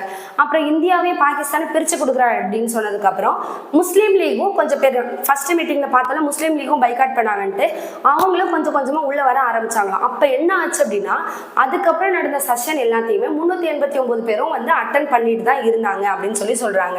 அப்புறம் என்ன ஆகுது அப்படின்னா இண்டிபெண்டன்ஸ் நமக்கு எப்ப ஆகஸ்ட் 15 கொடுக்குறேன்னு சொன்னாங்கல்ல, இந்த மவுண்ட் பேட்டன் பிளானை வச்சுதான் நமக்கு இண்டிபெண்டன்ஸ் கிடைச்சிச்சு. இந்த மவுண்ட் பேட்டன் பிளானை நம்மளுடைய பிரிட்டிஷ் கவர்மெண்ட் வந்து அப்ரூவல் பண்ணது எப்ப அப்படின்னா ஜூலை 18, 1947. எப்போ அப்படின்னா ஜூலை 18, 1947. புரியுதா? இது முன்னாடி நடந்த விஷயங்கள். இப்போ நான் என்ன சொல்றேன்னா மவுண்ட் பேட்டன் பிளான் வந்ததுக்கு அப்புறமா முஸ்லீம் லீகும் சிம்பிளா நீங்க என்ன ஞாபகம் வச்சுக்கணும்னா மவுண்ட் பேட்டன் பிளானுக்கு அப்புறமா என்ன ஆகுது அப்படின்னா முஸ்லீம் லீக் உள்ள வர ஆரம்பிச்சிட்டாங்க கான்ஸ்டியூஷன் அசம்பிளில. அப்புறம் நம்மளோட பிரின்ஸ்லி ஸ்டேட்டும் வந்து ஒருத்தவங்க உள்ள வர ஆரம்பிச்சிட்டாங்க அப்படின்னு சொல்லி ஞாபகம் வச்சுக்கோங்க. அப்புறம் என்ன ஆகுது அப்படின்னா அந்த மவுண்ட் பேட்டன் பிளான் எப்போ அப்ரூவல் ஆகுது அப்படின்னா ஜூலை 18, 1947 தான் பிரிட்டிஷ்ல வந்து அப்ரூவல் பண்றாங்க. அதுக்கப்புறம் என்னென்ன சேஞ்சஸ் நடந்தது அப்படின்னு சொல்லி பார்க்கலாம். இப்போ நம்ம மவுண்ட் பேட்டன் பிளான் அப்ரூவல் பண்ணது ஜூலை 18, 1947. அதுக்கப்புறமா ஒவ்வொருத்தங்களும் உள்ள வந்தாங்க அப்படின்னு சொல்லி பார்த்தோமா. இப்போ சுதந்திரம் கொடுத்துட்டாங்க, ஆகஸ்ட் 15 சுதந்திரம் கொடுத்துட்டாங்க, 14 வந்து பாகிஸ்தானுக்கு கொடுத்துட்டாங்கல்ல. அப்போ நிறைய சேஞ்சஸ் உள்ள நடந்திருக்குமா? என்னென்ன நடந்திருக்கும்? 389 பேர் டோட்டல் மெம்பர் அப்படின்னா அதில் யாரெல்லாம் வந்தாங்க? முஸ்லீம் லீகும் வந்தாங்க, பிரின்ஸ்லி ஸ்டேட்டும் வந்தாங்க, அந்த மாதிரி எல்லாருமே வந்திருப்பாங்கல்ல. பிரிக்கும் போது அப்புறம் அவங்களோட ஸ்டேட்டுக்கு போயிருப்பாங்கல்ல. அதுக்கப்புறம் என்னென்ன சேஞ்சஸ் நடந்தது அதை தான் நம்ம இப்போ பார்க்க போறோம். இண்டிபெண்டன்ஸ் ஆக்ட் டேட் எப்ப கேட்பாங்கன்னா ரொம்ப இம்பார்ட்டன்ட், ஜூலை 18, 1947. இந்த டேட் ஞாபகம் வச்சுக்கோங்க. இதுதான் வந்து என்னன்னா இண்டிபெண்டன்ஸ் ஆக்ட் வந்து பாஸ் ஆன டேட். அப்படி இண்டிபெண்டன்ஸ் நம்ம கொடுத்ததுக்கு அப்புறம் என்னென்னலாம் நடந்துச்சு அப்படின்றது தான் இனிமே பார்க்க போறோம். ஒரு 3 விஷயம் நடந்திருக்கும். என்ன அப்படின்னா கான்ஸ்டியூஷன் அசம்பிளி இருக்குல்ல, அதை ஃபுல்லா சாவரின் பாடியா மாத்திட்டாங்க. ஏன்னா பிரிட்டிஷ் தான் நம்மளை விட்டு போயிட்டாங்கல்ல. அப்படி அவங்க போனதுக்கு அப்புறம் என்ன ஆகும்? நம்ம தானே இண்டிபெண்டன்ட். சாவரின் அப்படின்னா இண்டிபெண்டன்ட், எந்த ஒரு முடிவா இருந்தாலும் நம்மளே வந்து எடுத்துக்கலாம். அதை தான் சொல்றாங்க. அவங்க போனதுக்கு அப்புறமா கான்ஸ்டியூஷன் அசம்பிளி ஃபுல்லாவே சாவரின் பாடியா மாறிடுச்சு. அப்புறம் என்ன ஆகுது அப்படின்னா அதே கான்ஸ்டியூஷன் அசம்பிளியில் இருக்க மெம்பர் தான் லெஜிஸ்லேட்டிவ் பாடியா மாத்திட்டாங்க. அப்போ அவங்க கான்ஸ்டியூஷன் அசம்பிளியும் பார்க்கணும், நமக்கு எதாவது லா மேக் பண்ணணும்னா லெஜிஸ்லேட்டிவ் வேலையும் அவங்க தான் பார்க்கணும். புரியுதா? 2 வேலையுமே அவங்க தான் பார்க்கணும். அப்படி அவங்க கான்ஸ்டியூஷன் அசம்பிளியா ஒரு கூட்டம் கூடுறாங்க. இன்னைக்கு வந்து கான்ஸ்டியூஷன் அசம்பிளி கூட்டம்னு வச்சுக்கோங்களேன். இன்னைக்கு கான்ஸ்டியூஷன் அசம்பிளி கூட்டம் கூடும் பொழுது அதை யார் தலைமை வகிப்பா, அதை யார் ஹெட் பண்ணுவா அப்படின்னா ராஜேந்திர பிரசாத் ஹெட் பண்ணுவாங்க. இப்போ நாளைக்கு ஒரு லா மேக் பண்ணணும், ஒரு பில்லை பாஸ் பண்ணணும். அப்போ லெஜிஸ்லேட்டிவ் பாடியாக அவங்க கூடுறாங்க அப்படின்னா மெம்பர்ஸ் எல்லாருமே ஒன்று தான். அப்போ ஹெட் பண்ணுறவங்க மட்டும்தான் மாறுறாங்க. அதாவது கான்ஸ்டியூஷன் அசம்பிளியாக இருக்கும்போது ராஜேந்திர பிரசாத் ஹெட் பண்ணுறாரு. அதுவே லெஜிஸ்லேட்டிவ் பாடியாக இருக்கும்போது யார் ஹெட் பண்ணுறான்னா ஜிவி மௌலாங்கர் தான் என்ன பண்ணுறாரு அப்படின்னா லெஜிஸ்லேட்டிவ் பாடியாக அந்த கூட்டம் கூடும் பொழுது ஹெட் பண்ணுறாரு. இது மட்டும் நீங்கள் தெரிஞ்சுக்கோங்க. ரெண்டுமே ஒரே மெம்பர்ஸ் தான் இருப்பாங்க. ஹெட் பண்ணுற ஹெட்டு மட்டும்தான் வேறு. இப்போ அந்த மாதிரி வந்து முஸ்லீம் லீக் எல்லாருமே வந்து பாகிஸ்தானை நோக்கி போனதுக்கு அப்புறமா என்ன ஆகும்னா நம்மளோட ஸ்ட்ரென்த் குறைஞ்சிரும். 73 பேர் முஸ்லீம் லீக்ல இருந்து வந்தாங்க அப்படின்னு பார்த்தோம்ல. இப்போ அவங்க அப்புறம் அங்க இருந்த பிரின்சிபல் ஸ்டேட் எல்லாமே சேர்ந்து 389ல் 90 சீட் வந்து மைனஸ் பண்ணிட்டா. அதாவது 90 பேர் அங்கே போயிட்டா மீதி எவ்வளோ இருக்குன்னா 299 மெம்பர்ஸ் தான் இப்போ நம்ம கிட்ட இருக்கிறது. நம்மளோட பிரின்சிபல் ஸ்டேட் நம்மளோட மெம்பர்ஸ் எல்லாத்தையும் சேர்த்தா எவ்வளோனா 299 தான் இப்போ வந்து இருக்காங்க. முஸ்லீம் லீக் வித்ட்ரா பண்ணிட்டாங்க. அதை தான் இங்கே எடுத்து கொடுத்துருக்கோம். முஸ்லீம் லீக் வித்ட்ரா பண்ணதுனால அந்த சீட்டும் போயிடுச்சு. அங்கே இருந்த மாகாணங்கள் சுதேச மாகாணங்களும் போயிட்டாங்க. அப்படி போனதுக்கப்புறம் நம்மளோட 389 சீட் வந்து 299 வந்து ரெடியூஸ் ஆயிடுச்சு. அதுதான் வந்து கொடுத்துருக்காங்க. இது ஒரு சேஞ்சு. அப்புறம் பார்த்தீங்கன்னா இந்த 299 வந்து ஒரு சேஞ்சு. அடுத்து பார்த்தீங்கன்னா கான்ஸ்டியூஷன் அசம்பிளி உருவாக்குறாங்கல்ல, அது எவ்வளோ மொத்த பீரியட் எவ்வளோ அப்படின்னா 2 years 11 months 18 days தான். எவ்வளோ நாள் எடுத்துக்கிட்டாங்க அப்படின்னா கிட்டத்தட்ட 3 வருஷம் கிட்ட எடுத்துக்கிட்டாங்க. 2 years 11 months 18 days வந்து எடுத்துக்கிட்டாங்க. இதெல்லாம் வந்து அடிக்கடி வந்து கேட்குற கொஸ்டின், ஃபேக்சுவலான கொஸ்டின் பார்த்துக்கோங்க.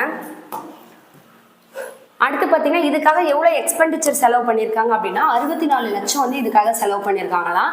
அடுத்து பார்த்தீங்கன்னா இதை எப்போ அடாப்ட் பண்ணாங்க அப்படின்னா 26 November 1949 கான்ஸ்டியூஷன் அசம்பிளி வந்து அடாப்ட் பண்ணிட்டாங்க. 1949 26 November வந்து அடாப்ட் பண்ணாங்க. அதுக்கப்புறம் இதோட ஃபைனல் செஷன் என்ன நடந்துச்சு அப்படின்னா எப்போ அப்படின்னா January 24 1950 தான் ஃபைனல் செஷன் வந்து நடந்தது. அதை எவ்வளோ பேர் அட்டன் பண்ணாங்கன்னா 284.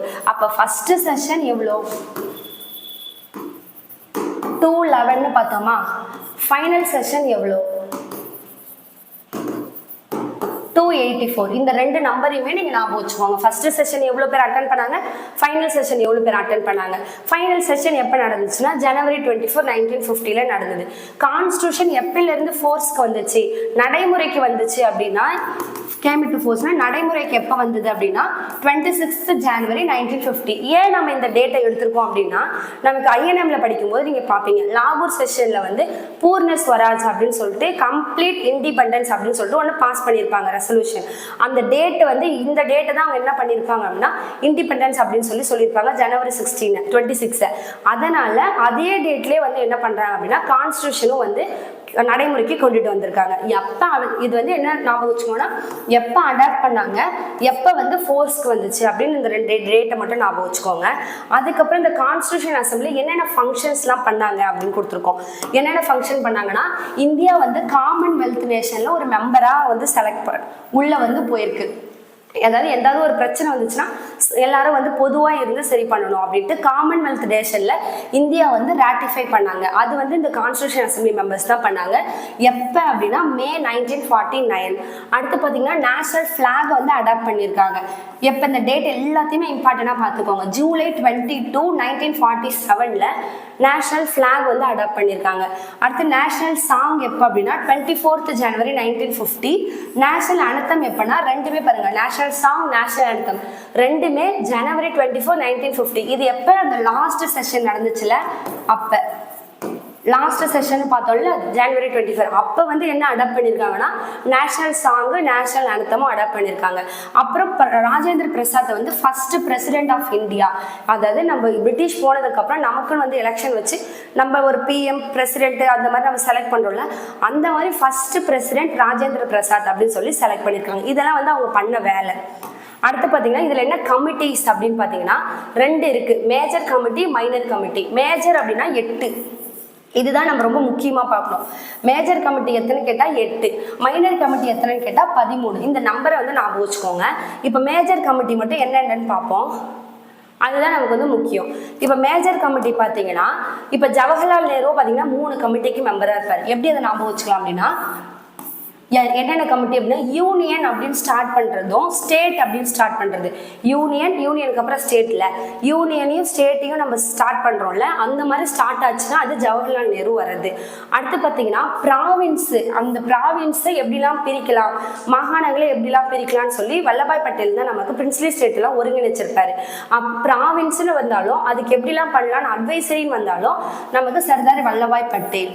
இந்த அட்வைசரியை நம்ம ரெண்டா பிரிக்கலாம், ஃபண்டமெண்டல் ரைட்டு, மைனாரிட்டிஸ் அப்படின்னு சொல்லிட்டு. ஃபண்டமெண்டல் ரைட்டுக்கு யார் ஹெட் அப்படின்னா கிருபாலினி. அதுவே மைனாரிட்டிஸ்க்கு ஹெச்சி முகர்ஜி. அப்போ உங்களுக்கு அட்வைசரி கமிட்டி அப்படின்னு கேட்டால் சர்தார் வல்லபாய் பட்டேல்.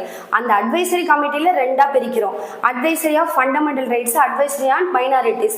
ஃபண்டமெண்டல் ரைட்டுக்கு யார் ஹெட் அப்படின்னு பார்த்தீங்கன்னா ஆச்சாரியா ஜேபி கிருபாலினி. அதுவே மைனாரிட்டிஸ்க்கு யார் ஹெட் அப்படின்னு பார்த்தீங்கன்னா ஹெச்சி முகர்ஜி. அடுத்து பாருங்க டிராஃப்டிங் கமிட்டிக்கு யாருன்னா அம்பேத்கர். அடுத்து பார்த்தீங்கன்னா ரூல்ஸ் ஸ்டீரிங். இப்போ ராஜேந்திர பிரசாத் தானே பிரசிடென்ட்னு பார்த்தோம், அப்போ அவர் தான் முன்னாடி வழி நடத்திட்டு போறாரு. இப்போ ஒரு வேனோட டிரைவர்னு நம்ம வச்சுக்கோங்க, அவர் தான் ஒரு வண்டி ஓட்டும் போது ரூல்ஸ் எல்லாம் அவர் தான் பார்க்கணும், அது ஸ்டீரிங்லாம் கரெக்டாக போட்டுச்சு அவர் தான் வண்டி ஓட்டிட்டு போகணும்னு நான் வச்சுக்கோங்க. அப்போ ராஜேந்திர பிரசாத் தான் ரூல்ஸும் போடுவார், ஸ்டீரிங்கும் அவர் தான். இந்த ரெண்டுத்துக்கும் யார் ஹெட் அப்படின்னா ராஜேந்திர பிரசாத் தான் ஹெட். இப்போ நம்ம டிராஃப்டிங் கமிட்டி போடலாம். டிராஃப்டிங் கமிட்டியை தனியாக பார்ப்போம். டிராஃப்டிங் கமிட்டியோட ஹெட் நம்ம பார்த்தோம், பிஆர் அம்பேத்கர் அப்படின்னு சொல்லிட்டு பார்த்தோமா மேஜர் கமிட்டியில். அப்புறம் இன்னும் யாரெல்லாம் இருப்பாங்க, மொத்தம் பார்த்தீங்கன்னா அம்பேத்கரோட சேர்த்து 7 மெம்பர் டிராஃப்டிங் கமிட்டியில் இருப்பாங்க. யாருன்னு பார்ப்போமா, கோபாலசுவாமி ஐயங்கார், KM முன்ஷி, அல்லாடி கிருஷ்ணசாமி ஐயங்கார், சையத் முகமது சாதுல்லா, அதுக்கப்புறம் பார்த்தீங்கன்னா என் மாதவராவ், TT கிருஷ்ணமாச்சாரி. இப்போ இந்த என் மாதவராவை ரீப்ளேஸ் பண்ணி வந்தவங்கன்னா BL மில்லரு. அடுத்து பார்த்தீங்கன்னா TT Krishnamachari replaced by BP Khaitan. இப்போ இந்த ரெண்டுமே கேட்பாங்க. மாதவராவை ரீப்ளேஸ் பண்ணிட்டு வந்தது யார் அப்படின்னா மில்லர், MM ஞாபகம் வச்சுக்கோங்க. கிருஷ்ணமாச்சாரி K வராரா, அவரை ரீப்ளேஸ் பண்ணிட்டு வந்தது யாருன்னா கேட்டன், அங்கேயும் K, அதை ஞாபகம் வச்சுக்கோங்க. அப்போ மொத்தமாக எவ்வளோ பேர் அப்படின்னா 7 பேர் டிராஃப்டிங் கமிட்டியோட மெம்பர்ஸ்.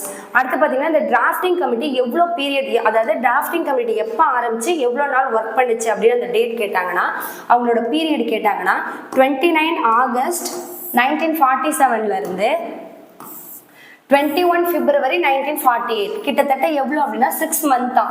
அது டேஸாக பார்க்கும்போது 141 டேஸ் அவங்க டிராஃப்டிங் கமிட்டியோட பீரியட் கேட்டாங்கன்னா 141 டேஸ் அப்படின்னு சொல்லணும். 6 மந்த்னு சொல்லணும். டேட்டும் கேட்பாங்க, இதையும் பார்த்துக்கோங்க. எப்போ ஆரம்பிச்சு எப்போ முடிஞ்சது அப்படின்னா 29 ஆகஸ்ட்ல ஆரம்பிச்சு 21 பிப்ரவரி 1948 அப்படின்னு சொல்லுங்க. அடுத்து பார்த்தீங்கன்னா கான்ஸ்டியூஷன் நம்ம எடுத்துகிட்டு வந்தோம்ல, அடாப்ட் பண்ணணும்னு பார்த்தோமா, அப்படி அடாப்ட் பண்ணப்ப ஃபோர்ஸ்க்கு வந்துச்சுன்னு பார்த்தோம்ல 26 ஜனவரி 1950. இந்த டைம்ல என்னென்னலாம் கான்ஸ்டியூஷன்ல இருந்தது, ஒரிஜினல் கான்ஸ்டியூஷன்ல என்ன இருந்தது அப்படின்னா பார்ட்ஸ், ஆர்டிகல், ஷெட்யூல். எத்தனை பார்ட் இருந்ததுன்னா 22 பார்ட் இருந்தது. ஆர்டிகல் பார்த்தீங்கன்னா 395 ஆர்டிகல். ஷெட்யூல்ஸ்ன்னு பார்த்தீங்கன்னா 8 ஷெட்யூல் இருந்தது. இப்போ அட் ப்ரெசென்ட்ல எவ்வளோ இருக்கு அப்படின்னா 22ல இருந்து 25 22 பார்ட். இப்போ என்ன இருக்குன்னா 25 பார்ட். 8 ஆர்டிகல் 8 ஸ்கெடியூல்ல இருந்து 12 ஸ்கெடியூல் மாறி இருக்கு. அடுத்து பார்த்தீங்கன்னா ஆர்டிகல் 465 அண்ட் அபோவ் போயிட்டே இருக்கு. எவ்வளோ அப்படின்றது இல்லை, கரெக்டாக 465க்கும் மேலே இருக்கு அப்படின்னு சொல்லணும். அப்போ உங்களுக்கு பார்ட்ஸ் இப்போ எவ்வளோ அப்படின்னா 25 பார்ட்டு, ஆர்டிகல் 465 மேலே இருக்கு.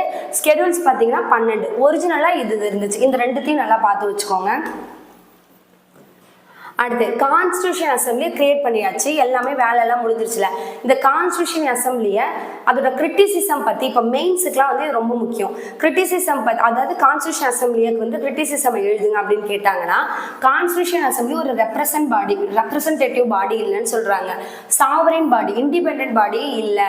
யாராவது ஒரு சொல்கிறது அப்படி கேபினெட் மிஷன் வச்சு தான் நம்ம உருவாக்கணுமே. அப்போ ஃபுல்லாகவே பார்த்தீங்கன்னா அடல்ட் ஃப்ரான்சிஸ்லேயும் வரலை. அப்போ ஃபுல்லாக அது ரெப்ரசன்டேட்டிவ் பாடியும் கிடையாது, சாவரின் பாடியும் கிடையாது. அது பார்த்தீங்கன்னா டைம் கன்சியூமிங். எவ்வளோ நாள் எடுத்துக்கிட்டோம், 2 years 11 months 18 days-ஆ. அப்போ இவ்வளோ நாள் நம்ம கான்ஸ்டியூஷன் மேக் பண்ண எடுத்துக்கிட்டோம். அப்போ எவ்வளோ டைம் இதுக்காக, கிட்டத்தட்ட 3 வருஷம் போயிருக்குல்ல. அப்போ அது ஒரு டைம் கன்சியூமிங். இதெல்லாம் நீங்கள் ஹெட்டிங்காக போட்டு பாயிண்ட் கொடுத்துக்கிட்டே இருக்கலாம். அடுத்து பார்த்தீங்கன்னா கான்ஸ்டியூஷன் அசம்பிளி பார்த்தீங்கன்னா டாமினேட்டட் பை காங்கிரஸ். இப்போ நம்ம ஒரு எக்ஸாம்பிளுக்கு பார்த்தீங்கன்னா 389 பேர், அதில் காங்கிரஸில் 208 சீட்டாக பார்த்தோம்லங்க, 15 இண்டிபெண்டன்ட் மெம்பர் அந்த மாதிரி பார்த்தோம்ல. அப்போ காங்கிரஸே பார்த்தீங்கன்னா அதிகமாக யார் இருக்கா அப்படின்னா INC காங்கிரஸ் தான் இருக்காங்க. INCன்னு சொல்லுவோம்ல, இந்தியன் நேஷனல் காங்கிரஸ், அவங்க தான் வந்து அதிகமாக இருக்காங்க. அது ஃபுல்லாகவே யார் டாமினேட் பண்ணியிருக்கோம் அப்படின்னா பொலிட்டீஷியன்ஸும் லாயர்ஸும் தான் வந்து டாமினேட் பண்ணிட்டு இருப்பாங்க. இப்போ நம்ம 389 பார்த்தோம்ல, அதில் 73 முஸ்லீம் லீக், மீது எல்லாமே யார் அப்படின்னு பார்த்தீங்கன்னா ஹிந்துஸ். அதிகமாக யார் டாமினேட் பண்ணியிருப்பாங்க அப்படின்னா ஹிந்துஸ் தான் வந்து டாமினேட் பண்ணியிருப்பாங்க. அப்போ இது எல்லாமே வந்து கான்ஸ்டியூஷன் அசம்பிளியோட கிரிட்டிசிசம். என்ன, ரெப்ரசன்டேட்டிவ் கிடையாது, சாவரின் பாடி கிடையாது, டைம் கன்சியூமிங். அப்புறம் பார்த்தீங்கன்னா காங்கிரஸ் தான் அதிகமாக இருந்தாங்க, அது ஃபுல்லாக பொலிட்டீஷியன்ஸ் லாயர்ஸாக இருந்தாங்க, ஹிந்துஸ் தான் டாமினேட் பண்ணியிருந்தாங்க. இதெல்லாம் நீங்கள் ஒவ்வொரு ஹெட்டிங்காக கொடுத்து உள்ளே வந்து நீங்கள் எழுதலாம். அடுத்து பார்த்தீங்கன்னா இதோட இம்பார்ட்டன்ட் ஃபேக்ட்ஸ் எழுது பார்ப்போம் விட்டதுலாம். என்ன அப்படின்னா இப்போ கான்ஸ்டியூஷனில் கேலிகிராஃபர் அப்படின்னா கான்ஸ்டியூஷனை எழுதினவங்க யாரு அப்படின்னு கேட்பாங்க. பிரேம் பிஹாரி நரேன் ரைசாடா அப்படிங்கிறவங்க தான் கான்ஸ்டியூஷனோட கேலிகிராஃபர். அடுத்து பார்த்தீங்கன்னா கான்ஸ்டியூஷன் இப்போ எழுதுறாங்கல்ல, எந்த ஸ்டைலில் எழுதுனாங்க அப்படின்னா இட்டாலியன் ஸ்டைலில் எழுதியிருக்காங்க. என்ன வேர்ஷன் அப்படின்னா இங்கிலீஷ். ஒரிஜினலாக அம்பேத்கர் வந்து கான்ஸ்டியூஷனை மேக் பண்ணும்போது என்ன லாங்குவேஜில் எழுதினார் அப்படின்னா இங்கிலீஷில் தான் எழுதினாராம். அப்போ என்ன வேர்ஷன் அப்படின்னா இங்கிலீஷ் வேர்ஷன். என்ன ஸ்டைல் அப்படின்னு கேட்டாங்கன்னா இட்டாலியன் ஸ்டைல் அப்படின்னு சொல்லணும். அடுத்து பார்த்தீங்கன்னா இது யார் டெக்கரேட் பண்ணாங்க அப்படின்னா 2 பேர், நந்த் லால் போஸ், போகர் ராம் மனோகர் சின்ஹா. இவங்க 2 பேர் தான் டெக்கரேட் பண்ணவங்க. கான்ஸ்டியூஷனை டெக்கரேட் பண்ணது யார் அப்படின்னு கேட்டால் இவங்க. அடுத்து பார்த்தீங்கன்னா ஹிந்தி வேர்ஷன். ஹிந்தி வேர்ஷன் வந்து ரொம்ப லேட்டாக தான் வந்துச்சு. ஹிந்தி வேர்ஷனை யார் எழுதினாங்க அப்படின்னா வசந்த் கிருஷ்ண வைத்தியா. வசந்த் கிருஷ்ண வைத்தியா தான் யார் ஹிந்தி வேர்ஷனில் எழுதினவங்க. அதை யார் டெக்கரேட் பண்ணானா அதே நந்த்லால் போஸ், அவரே தான் வந்து டெக்கரேட் பண்ணியிருக்காரு. அடுத்து பார்த்தீங்கன்னா அதான் நான் இப்போ சொன்னல, ஒரிஜினல் கான்ஸ்டியூஷனில் ஹிந்தியில் இல்லை, ஒரிஜினல் கான்ஸ்டியூஷன் இங்கிலீஷில் தான் இருந்துச்சு. அப்போ ஹிந்தியில் வந்து கான்ஸ்டியூஷனை கொண்டுட்டு வந்தாங்கல்ல, அந்த வேர்ஷன் உருவாக்குனாங்கல்ல, அதுக்காக ஒரு அமெண்ட்மெண்ட் போட்டிருக்காங்க, அதுக்காக ஒரு ஆர்டிக்கல் போட்டிருக்காங்க. இது கொஞ்சம் பார்த்துக்கோங்க. என்ன அமெண்ட்மெண்ட் அப்படின்னா 59th constitution amendment act 1987. Article என்ன அப்படின்னா 394A. ஆர்டிக்கல் 394A கான்ஸ்டியூஷன், அதாவது கான்ஸ்டியூஷன் அமெண்ட்மெண்ட் ஆக்ட் என்னன்னு கேட்டால் 59th கான்ஸ்டியூஷன் அமெண்ட்மெண்ட் ஆக்ட். இது ரெண்டுமே என்ன அப்படின்னா பார்ட் 22. இது மூணுமே எதை பற்றி பேசுது அப்படின்னா ஆத்தரிட்டேட்டிவ் டெக்ஸ்ட் இன் ஹிந்தி, அதாவது கான்ஸ்டியூஷனோட ஹிந்தி வேர்ஷனை பண்ணாங்கல்ல அதை பற்றி சொல்கிறது தான். Part 22 amendment act 59 article 394A. இதை நல்லா கவனமாக பார்த்துக்கோங்க. அடுத்து பார்த்தீங்கன்னா கான்ஸ்டியூஷனோட கிரிட்டிசிசம். இப்போ ஒவ்வொரு ஸ்காலர் பொதுவாக கிரிட்டிசிசம் பார்த்தோம், ஒவ்வொரு ஸ்காலர் என்னென்ன சொல்லியிருப்பாங்க அது நம்ம மெயின்ஸ்க்கு சப்மிட்டிங் கொடுத்து எழுதலாம். இது வந்து பார்த்தீங்கன்னா ப்ரிலிம்ஸ்க்கே நமக்கு ஃபேக்சுவல் கொஸ்டின் என்ன அப்படின்னு பார்த்தீங்கன்னா ட்ரிஃப்டிங் கமிட்டி. இப்போ டிராஃப்டிங்னா எழுதுறது, ட்ரிஃப்டிங்னா வளன்னு ரொம்ப டைம் எடுத்து எழுதுறாங்கல்ல பொறுமையாக, அதை தான் நம்ம ட்ரிஃப்டிங் அப்படின்னு சொல்லுவோம். அப்படி சொன்னது யார் அப்படின்னா நசீருதீன் அகமது. நசீருதீன் அகமது தான் என்ன சொல்லியிருக்காரு அப்படின்னா கான்ஸ்டியூஷன் வந்து ட்ரிஃப்டிங் கமிட்டி அப்படின்னு சொல்லியிருக்காரு. அடுத்து கிரான்விலே ஆஸ்டிங், இவர் நிறைய நமக்கு தெரியும், கோஆபரேட்டிவ் சொசைட்டி அந்த மாதிரிலாம் நிறைய வந்து சொல்லியிருப்பாரு. இப்போ இவர் நமக்கு என்ன சொல்லியிருக்காரு அப்படின்னா கிரான்விலே ஆஸ்டிங் என்ன சொல்லியிருக்காருன்னா கான்ஸ்டியூஷன் அசம்பிளி இருக்குல்ல, அசம்பிளி தான் காங்கிரஸ், அந்த காங்கிரஸ் தான் இந்தியா அப்படின்னு சொல்லியிருப்பாரு. கான்ஸ்டியூஷன் அசம்பிளி தான் வந்து காங்கிரஸ், காங்கிரஸ் தான் வந்து இந்தியாவே. அப்படின்னா என்ன அர்த்தம்னா கான்ஸ்டியூஷன் அசம்பிளி ஃபுல்லாகவே காங்கிரஸ் தான் டாமினேட் பண்ணியிருக்காங்க, இந்தியாவிலேயே பார்த்தீங்கன்னா அவங்க தான் அதிகமாக இருக்காங்க அப்படின்னு சொல்லியிருக்காரு. அடுத்து பார்த்தீங்கன்னா சைமன் அப்படிங்கிறவர் என்ன சொல்லியிருக்காருன்னா பாடி ஆஃப் ஹிந்துஸ். கான்ஸ்டியூஷன் அசம்பிளியை சைமன் அப்படிங்கிறவர் என்ன சொல்லியிருக்காருன்னா பாடி ஆஃப் ஹிந்துஸ், ஹிந்துஸ் தான் அதிகமாக இருக்காங்க அப்படின்னு சொல்லியிருப்பாரு. வின்ஸ்டன் சர்ச்சில் அப்படின்றவர் என்ன சொல்லியிருப்பாங்கன்னா one of the major community அப்படின்னு சொல்லியிருப்பாரு. அப்போ நிறைய ஹிந்துஸ் தான் இருக்காங்கன்றத ஒவ்வொருத்தவங்க ஒவ்வொரு மாதிரி சொல்லியிருக்காங்க. அப்போ சர்ச்சுன்னும் போது கிறிஸ்டின் அவங்க ஒரு கம்யூனிட்டி அப்படின்னு ஞாபகம் வச்சுக்கோங்க. அப்போ சர்ச்சில் என்ன சொல்லியிருக்காருன்னா one of the major community அப்படின்னு சொல்லியிருக்காரு. இதோட பார்த்தீங்கன்னா நமக்கு கான்ஸ்டியூஷன் அசம்பிளி பார்த்துருக்கோம், எப்படி உருவாச்சு, அதில் என்னென்ன எந்த க்ரைட்டீரியாவில் எடுத்தாங்க, அப்புறம் அவங்களோட ஒர்க் என்ன, அவங்களோட மீட்டிங்ஸ் என்னெல்லாம் பார்த்தோம், டிராஃப்டிங் கமிட்டி பார்த்தோம். அடுத்து பார்த்தீங்கன்னா கான்ஸ்டியூஷன் அசம்பிளியோட கிரிட்டிசிசம் பார்த்தோம், அவங்களோட ஒர்க்லாம் என்னென்னு பார்த்தோம். கான்ஸ்டியூஷன் அசம்பிளி இதோட பார்த்தீங்கன்னா making of the constitution video வந்து நமக்கு கம்ப்ளீட் ஆகுது. வீடியோ பிடிச்சிருந்தா லைக் பண்ணுங்கள், ஷேர் பண்ணுங்கள், கமெண்ட் பண்ணுங்கள், உங்கள் ஃப்ரெண்ட்ஸ்க்கும் ஷேர் பண்ணுங்கள். தேங்க்யூ.